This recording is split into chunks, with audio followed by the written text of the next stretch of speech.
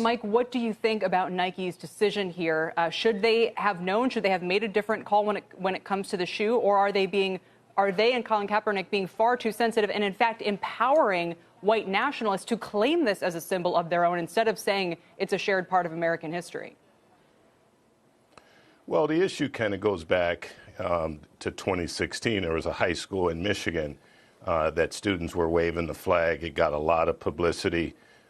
As you pointed out, nationalists have kind of adopted that flag and use it as kind of a theme. So, Nike being very culturally relevant and significant, they should have known that it was going to evoke emotion one way or the other.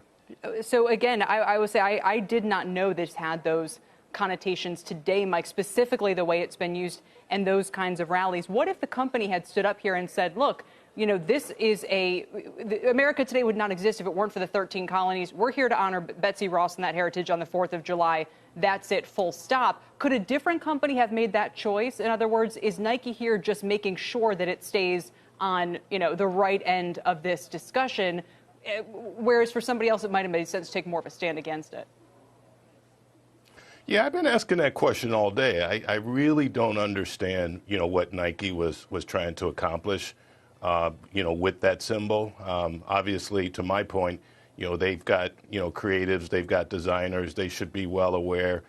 This is not just some ad campaign they're launching. There's a product development cycle that goes back months, sourcing the product as well. So somehow, some way, Nike should have known that this is a symbol that's being used, and I think they're making a smart decision by pulling it, because they just don't need the controversy, because flags have different meanings in this day and age that we live in, unfortunately. Right, but now they have a controversy of their own. I probably saw the Arizona governor tweeting that he's going to remove some incentives for a plant there that he had previously offered the company. Others who have written, for example, for the local paper, they're saying that Nike's sort of kowtowing to this is disgraceful.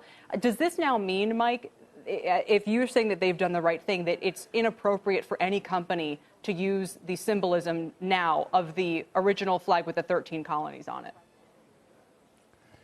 I just think that because it's been adopted by these nationalists and they're kind of using it to their advantage, I would be safe to say that, Nike and other companies should just shy away from some of these symbols, even though, as you pointed out, in our history, they did not connotate a negative meaning. It was an early execution of the colonies. It was the flag symbol, and obviously it migrated over time. But unfortunately, you've got this whole culture, underculture, that basically has adopted the symbol, using it in very negative ways. So Nike, they don't really need to go there. There's a lot of other things that they can do.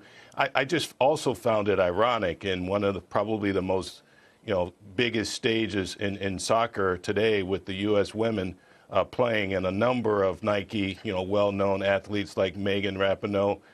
They could have done 100 different things, and I have no idea what motivated them to put a flag on the shoe prior to the 4th of July.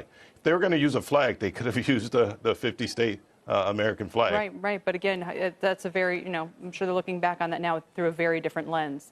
Mike, thanks. Eric, thanks. Appreciate it. Mike Jackson and Eric Chemi.